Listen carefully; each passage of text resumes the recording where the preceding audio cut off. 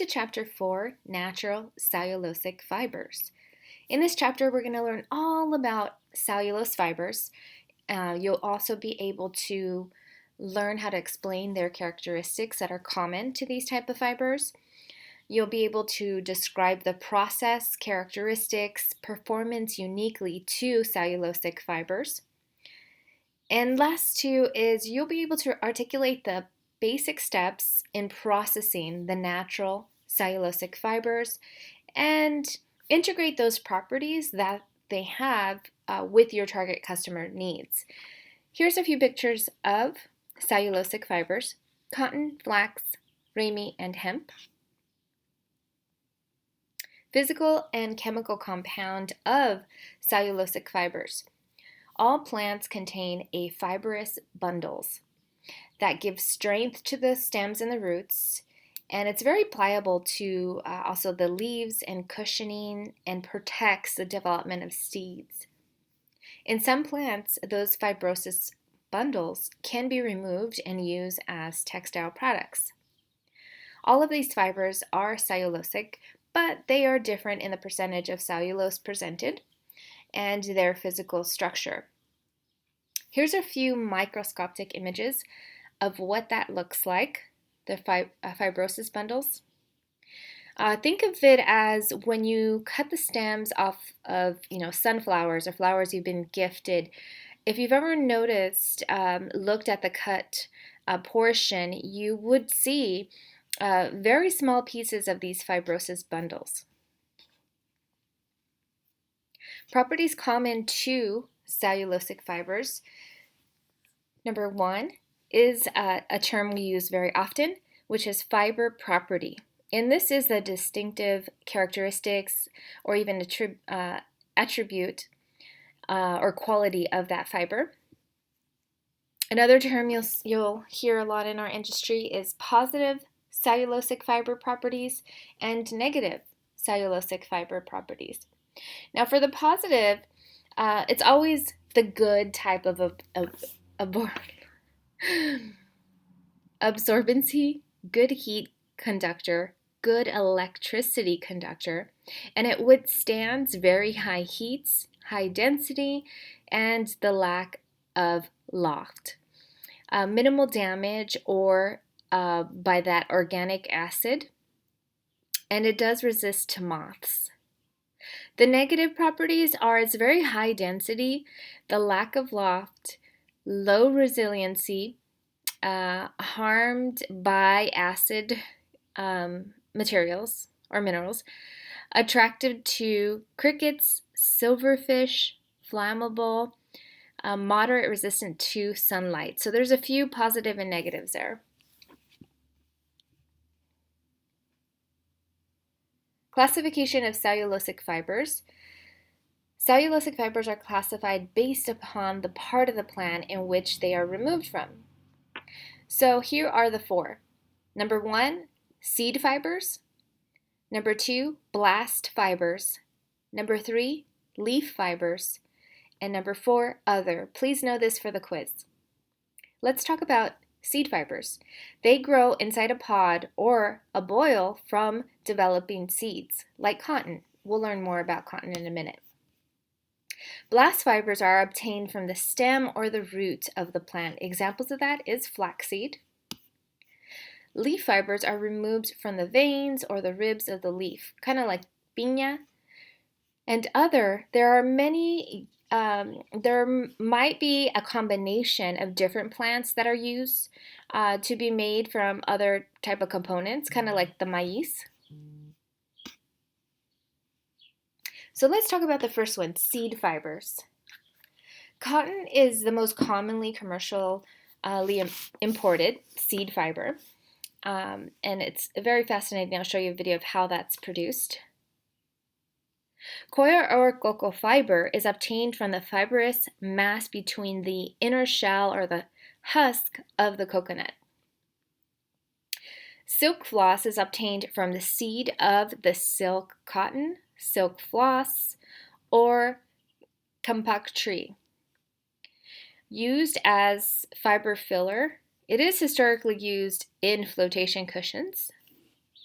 And lastly, milkweed, or also known as silkweed, has the same uses as the kempa, but both of them, both are widely used. Let's talk about cotton production. In 2004, cotton accounted for about 52% of the world's apparel fiber market. In 2014, it accounted for 25%.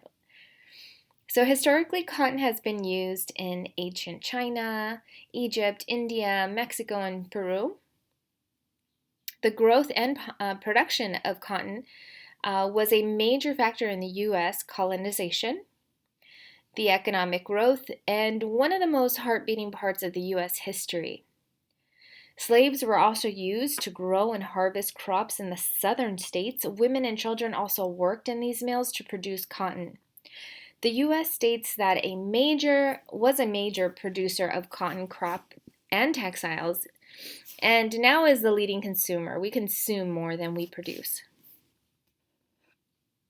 So here are a few historical images.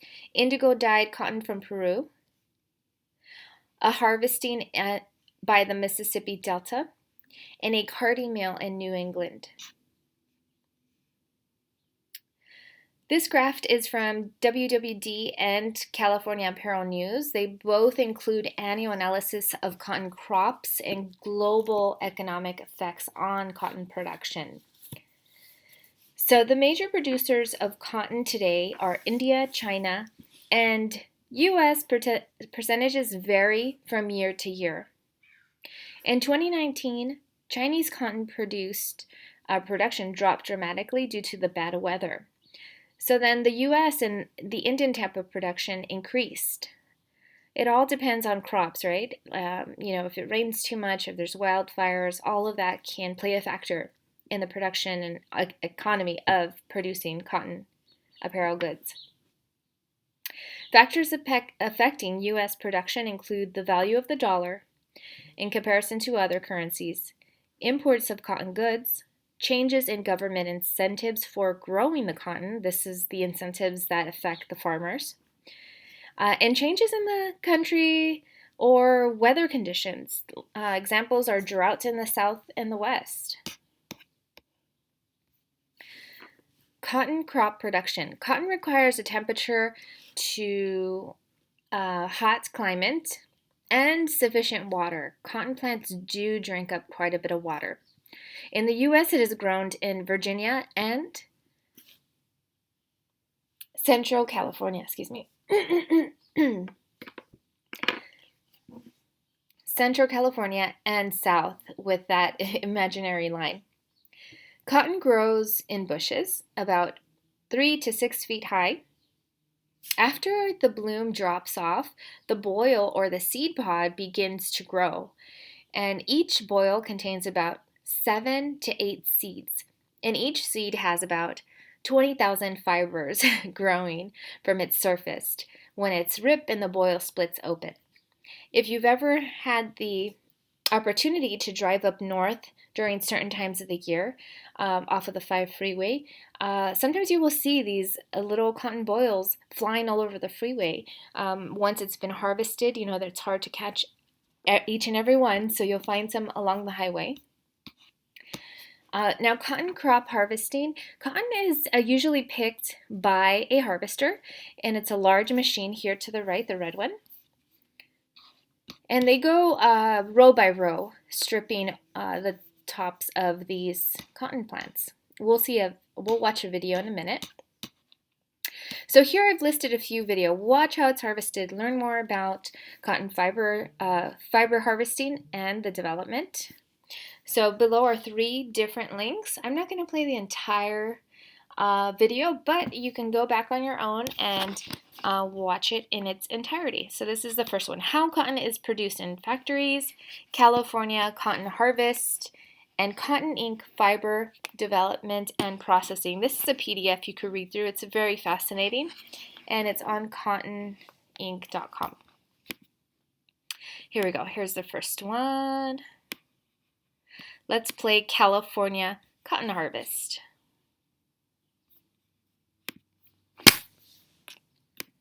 California here comes in number 2. In fact, the beautiful weather conditions here mean that farmers get to bring in twice as much yield per acre than in other cotton producing areas of the country. But before cotton gets to your jeans or your shirt,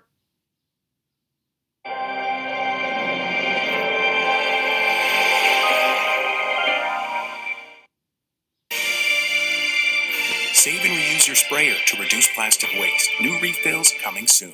Sorry, you gotta watch the video. Your towels, it has to come from the field.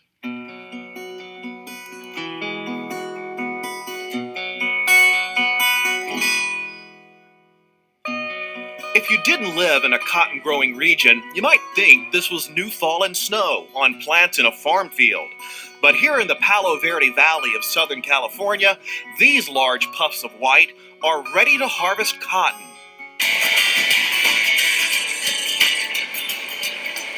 Check out and see how the doffers are adjusted, right? On this afternoon, Jack Seiler is harvesting 1,000 acres of cotton. Jack's son Ryan came back to farm after college, continuing the continuity of cotton on this land. And it's really fun to watch Ryan grab the bull by the horns and go forward. The family began farming more than 4 decades ago, and since the early 90s, cotton has been their core crop. Every year, farmers here bring in more than 2 million bales of the soft bolls. So we're here in the middle of 1,000 acres of cotton, Ryan, and I think it's interesting to show exactly where it comes from, these bolls. Look at that, it just pops right open. There's your lint right there. Cotton is grown all across the southern tier of U.S. states, maturing in 6 months or more, depending on type and location. On this day, cotton picking equipment will make pass after pass through the Seiler's fields, stripping the fibers from the plants. And deciding when to pick is a delicate dance. Okay, so that's a quick video or glimpse of how they harvest cotton. You can go back and watch all of these different links that I've left. Here's the PDF from cottonink.com, and it tells you the development and the process of the fiber. Very interesting. And then as we move in to the next subject, I will tell you what other videos to watch. Boiling cotton is the next phase. So short fibers about 1/8 inch or linters remaining in the seeds are then separated and sold as raw material for either rayon, acetates, or cellophane. The longer separated fibers or lint are baled and sold to the spinning mills. So this is all the lint. They have to separate the lint from the rest of the plant. Grinding the cotton, it is placed in a gin where fibers are separated from the seeds and then combed. Here's the large machine that does that. Now raw cotton. The most cotton is usually creamy white, although natural colored cotton is also produced and it's sold as an environmentally friendly option. Natural colored cotton is 2 times the price of white. And I'm going to show you a short video of a pioneer in this naturally colored cotton industry. It does have shorter and less uniform in fiber, but the fabric is more rustic and the colors are deepened and aged with care. So here's the different types of lint colors. Here's your commercialized white cotton, and here is your naturally colored cotton. So let's check out the video on how organic colored cotton is made.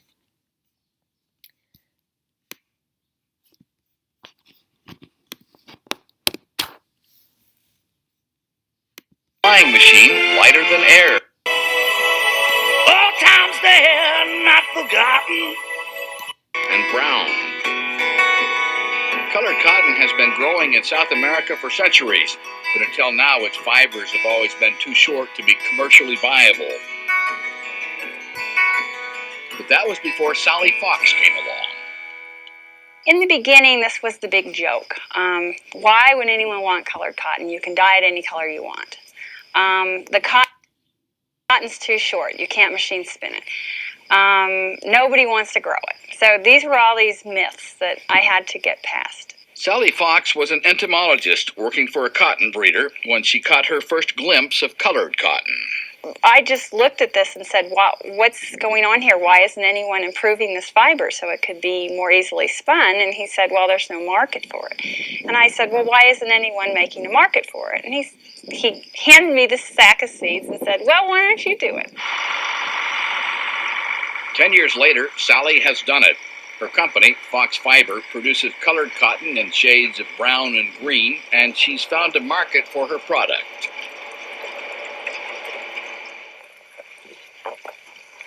She lives and works on her Arizona farm with 3 border collies, Eli, Whitney, and Electra. Sally has always had cotton in her blood. I started spinning when I was 12 years old. Then it was really difficult to find anything to spin, so we had Samoyed dogs, and I'd brush their hair and spin. And I kind Her technique of cross-pollinating and selection, a practice she continues today as she searches for stronger plants and new colors. This is the female part of the flower right there. That's the stigma. And we've taken the pollen off of this flower last night. Now I'm bringing pollen from a different plant. You can see it's a completely different flower. And putting that pollen right on the stigma. Now, the seeds that develop in this cotton boll, this one boll right here, will be hybrid seeds, and they're the beginning of a lot of potential new variability. She records and studies her thousands of experimental plants with a very detailed filing system. These cards we developed over a few years, many years of working with this cotton as a way to keep track of our different plants that are selected. So I find it very fascinating that they physically go in and cross-pollinate different types of flowers so that they can develop new colors. And I just want to quickly log on to their website and show you their color card of the variants that they offer currently. Let's see. And you can look her up. She is very well known in this industry. Here's their website, Fox Fiber, and you can go to shop. And here they have different articles. They're making face masks, socks. But what I want to show you is their color card. So let's see, is it wholesale maybe? So once you find, as a designer, once you find a fabric that you're highly interested in, you can always look them up to see if they have a website. And I always just want to check out to see what they offer for wholesale and what their minimums are. And of course, I just want to see a color card of the color options they currently have available. So you can explore this website. Here they show the process. Let's look at this.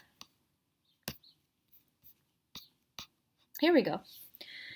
So I'm not sure how current this color card is, but you can get a gist of what colors they have developed by cross-pollinating different plants. Coyote, buffalo, green, palo verde. So, they're natural. They're not vibrant greens or vibrant, caramel or whatnot. These are all naturally colored. So going back to colored cotton, this is how naturally colored cotton is made. Okay, the next is staple length of raw cotton. Long cotton fibers are finer and they make stronger threads. The length is calculated based on the average staple length and the uniform of that type of variant from the sample of the bale that they collect, the bundles. Cotton fibers range from a 1/2 inch to 2 inch in length, And here's the arrow points to imperfections or irregularities in these fibers from the bale. The two groups of cotton based by staple length. The three groups excuse me, of cotton based by the staple length. The number one is upland cottons, number two is long staple cottons, and number three is short staple cottons. Let's go through each of these. So the first one, upland cottons, it's native to Mexico and Central America, and the fiber length ranges by 7/8 to 1 1/4. The next is a longer staple, and it's developed in Egypt and South American cottons. The fiber length is 1 5/16 to 1 1/2, and it includes American Pima, American Egyptian, and the Sealand variants. The shorter staple cottons, they're produced primarily in India and South Asia, and those fibers are less than 3/4 inch in length. Cotton quality and staple length. The long staple fibers are considered to be higher quality because they produce softer, smoother, stronger, and more luxurious fabrics. It's marketed to manufacturers as long staple or extra long staple, also known as ELS cotton, and maybe you'll see this while you're shopping for sheets. The end products often identified with tags that will state Pima cotton or Egyptian or Sealand. So there's many different types. I have listed two videos. The first one is how fibers are spun. Now, yes, it is from the 1940s and it's super cute, and the process has not changed. Fibers are still spun the same way they were back in the day. The second one I'm going to show you is the making of gingham and chambray for Pottery Barn. Pottery Barn, they have very good quality sheets. So let's go ahead and check those out.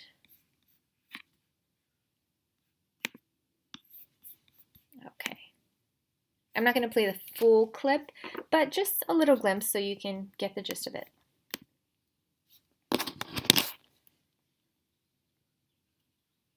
How fibers are spun. How short, thin fibers are made up into one long thread. It is perhaps not easy to understand the working of modern machines used for spinning, but we may get quite a good idea of the spinning processes if first we see them done by hand, next by simple spindles, and then by some of the early spinning wheels. Using the hands only is not very satisfactory. The thread from this tuft of wool, straight from the sheep's back, tends to break. Some preparation of the fibers is needed. The first stage of preparation is called opening out.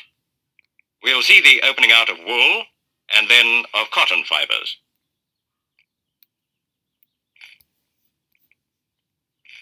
Wool fibers are opened out like this to prevent bunches of them from clinging together. Such bunches would produce an uneven thread. Uneven threads are weak in places. They do not look well, and they're difficult to spin. In addition, opening out gives the chance to blend wool from different parts of the sheep's back.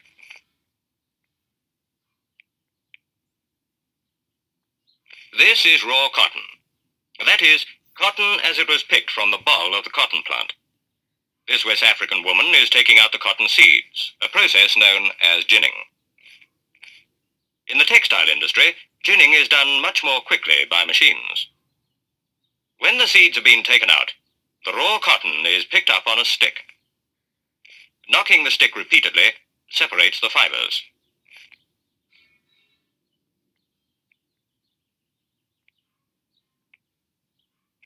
Quite soon, the raw cotton is ready for spinning.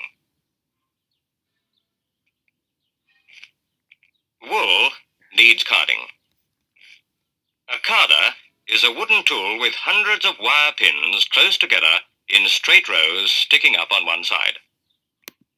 We'll get to that in a minute. Let In me which show you the wool, cotton and silk fibers are actually spun, let us pause for a moment to see where we are. Spinning means opening out fibers, twisting, winding. We've seen the opening out stage. Now we go on to the twisting and winding stages. She is using a hand spindle. The thread is taken round the bottom of the spindle, and then a simple knot is made at the top. When the spinner has used up all the fibers from one rolag, she twists a few fibers from the end of a new one with a thread already on the spindle, thus making a join. With her right hand, she sets the spindle revolving. She draws out the fibers, and from time to time she spins the hanging spindle.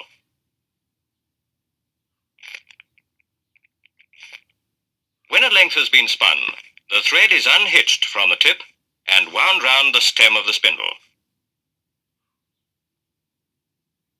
The thread is fastened on as before.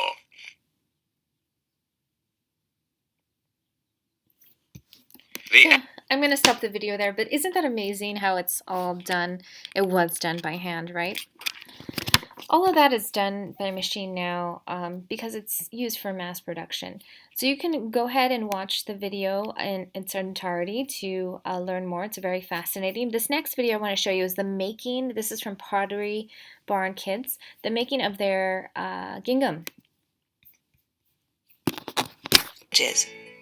Near Porto, in the village of Guimarães, the Lamarino family has been continuing this tradition for over 60 years. What began as a small family enterprise has grown to international renown for their quality textiles, which is why we chose them to create our own gingham and chambray bedding. High-quality sheeting requires a combination of technology and the human touch. At Lamarino, weaving is an art form, a passion shared by all those who touch the cotton's threads. Many of the weavers and technicians have been with the company for more than 30 years and will pass on their expertise to the younger generations. Each sheet begins with thick spools of durable, long-staple cotton fiber. The threads are dyed before they are woven, a process known as yarn dyeing, producing a rich, even color that is rigorously tested for accuracy. This creates a fabric that won't fade or lose its intensity after just a few washes. The colored threads are then woven together with crisp white to create our signature gingham pattern. 200 threads are woven into every square inch of fabric in a tight, square percale weave. The cotton is so soft and thick, our 200 thread count sheeting is smoother and heavier than higher thread count sheets made elsewhere.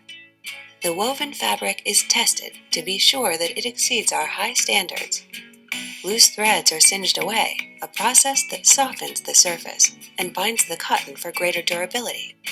A thorough wash guarantees minimal shrinkage, and our easy care finish makes it easy for you to go from the dryer to the bed without ironing. The fabric is cut and sewn with care. How many of you have purchased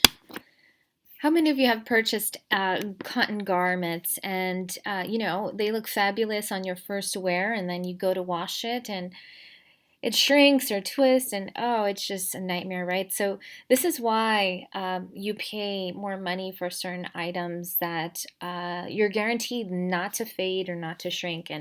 And really, when you compare bedding, Pottery Barn does have great quality, and it's pre-shrunk, so it's not gonna fade or shrink. So the cotton fiber parts, let's break it down. The cuticle, it's a wax-like film that is covering primarily the outer wall. So here's the first layer. Primary or outer wall is the outer layer covered by the cuticle. The secondary or inner wall made up with layers of cellulosic fibers, and it starts to form when fiber has already reached its full length. Fibrils are layers of cellulosic compounds that are secondary wall, and it grows in spirals that sometimes change direction. And the lumen is the central canal, though through the natural nutrition where it passes in the plant. Here's the appearance. Microscopic views, it looks like a ribbon that have been twisted together. Here's another view at the end angle. It's caused by the reverse spirals in the secondary wall. Dark areas, this is where the nutrition has dried into lumen. It's different from soil trapped. And the fibers vary from 16 to 20 microns. Cotton classification. Cotton is graded and classed by both the hand and the machine. So fiber characteristics, the staple length, the color, and are compared to a standard that was established by the U.S. Department of Agriculture. Here are the classified standards. Staple length, grade, and character. Staple length, there are about 19 staple length classifications ranging from very short staple to extra long staple. The grade refers to the color and the absorbance of either dirt, or other type of particles, and there are about 39 grade classifications. Most U.S. production of cotton is very strict. It's better than or low middling. So the characters include maturity, the smoothness, informality. All of this is labeled as their type of characteristics at the end. So how about durability? Cotton is a medium strength fiber that is about 30% strength when wet. Higher wet strength helps to hold up its laundering. Abrasion resistance is good. Better in heavier weights, kind of like denim. For comfort properties, it's highly absorbent, soft hand, it's good heat, and the electroconductive, making cotton an excellent warm fabric choice. So why do these properties make a poor choice or a cool damp for cool damp conditions? Well, it absorbs, right? So it keeps you nice and cool. Let's talk about the appearance retention. The retention is moderate. Since cotton does wrinkle during the wash and they tend to shrink, it does limit elastic recovery. So how can designers utilize these undesirable properties of cotton? Think about that. Maybe you want to do a pre-wash item. Environmental impact of cotton. Soil pollution. During the growth portion, like the agricultural, the chemicals that they use to make sure cotton grows at a rapid speed. It's also not very environmentally friendly. The water use. Cotton is a very water intensive crop where you use a lot of water. Chemical waste disposal is always a problem. During processing, we use bleaches and dyes and other chemicals, and it usually is with water. So in areas not regulated, factories simply let the water run out to the waterways. And this is a huge problem overseas too. You'll see this in China and India, where they don't have any regulations for these factories, and they just let the chemical water run out to the rivers and the streams. Examples below are from China, but if you research online, you can find examples all over the world, including here in the US. These are all unspecified chemical spills. Bast fibers. So flax and ramie fall under this category. Flax is the most commonly commercial imported bast fiber, and here's an example of the plant. Ramie or grass cloth, there's also different versions, but ramie is the fastest growing and can be harvested in every 60 days, and it has grown in importance with different processes like separating the fiber from the bark and their woody stems.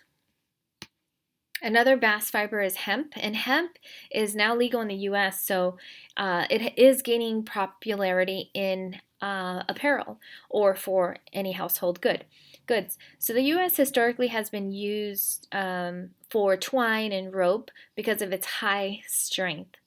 It can also be imported into U.S. fabric forms now, and there may still be issues bringing seeds and plants, but because of its genetic relationship to the cannabis plant, we have a lot of it here in California, Colorado, and so forth as they start to legalize. So let's see, there's another video of hemp. You can go on and watch the process of hemp on your own time. I just don't want this video to be a super lengthy lecture.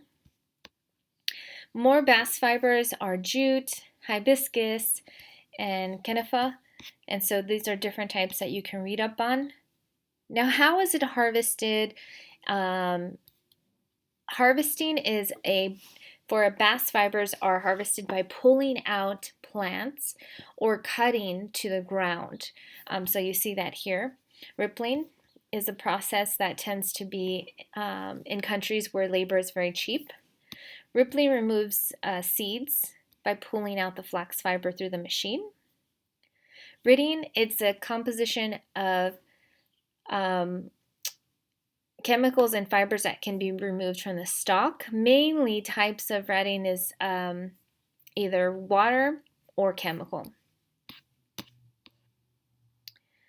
Okay, after all of the process above, the stems are then rinsed and dried and the woody portions are removed. This is a very labor-intensive process, but there are machines that now filter through that.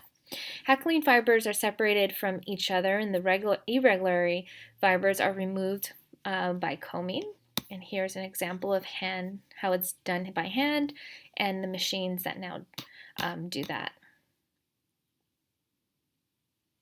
Cottonizing, it reduces the bast fiber to the length similar to cotton, kind of a smaller staple, and it softens it most importantly because this fiber is so strong. It needs to go through a softening process, and mainly done by machine and chemicals.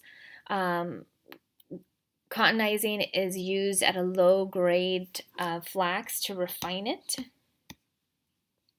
And here's another video of how linen and flax is harvested, so you can go on and watch that. Flax is an ancient fiber. Linen cloths recovered from Egypt have been dated, one of the first forms of textiles. Flax is one of the oldest, and it dates back to the linens used to wrap the mummies.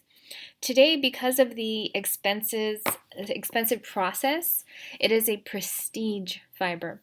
Most flax is produced in Western Europe, Belgium, France, Italy, Ireland, United Kingdom, Germany, Netherlands, and Switzerland. Traditionally, linen refers to fabric made from flax.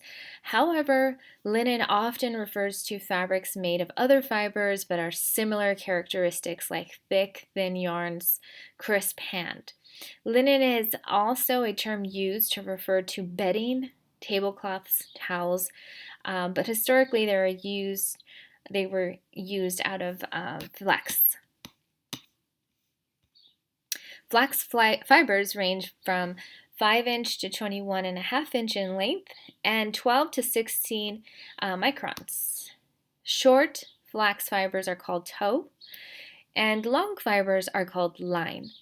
Line fibers are used for spinning.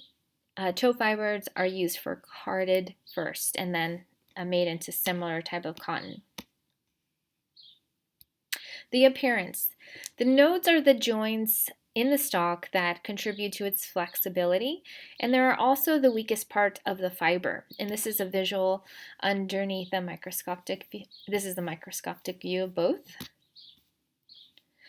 Here are the properties, positive and negative. The positive part is that it's high luster, thick and thin texture, good absorbency, resistance, and high absorbency with good thermal retention and high density. The negative is that it's very stiff and it has poor elongation, doesn't stretch much, poor elasticity recovery, and poor resiliency, and it is moderate dimension stability.